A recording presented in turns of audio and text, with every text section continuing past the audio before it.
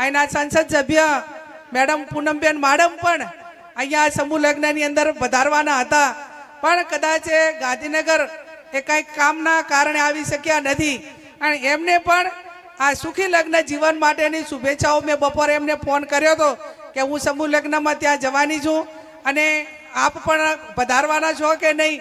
એટલે એ ગાંધીનગર એમના કામ માટે ગયેલા છે, પણ એમને પણ તમામ નવદંપતિને સુખી લગ્ન જીવનની શુભેચ્છાઓ પાઠવી છે અને એમના લાયક કાંઈ કામ હોય તો પણ એ કાયમી કરે છે ને નાના મોટું હોય તો બધી કમિટી સાથે મળીને ક્યાંક એમના લગતું કામ હોય તો પણ કહેજો. સંસદ સભ્ય પાર્ટી રીતે અલગ છીએ, પણ સંસદ સભ્ય તરીકે અવારનવાર લોકસભાની અંદર મળવાનું થાય છે.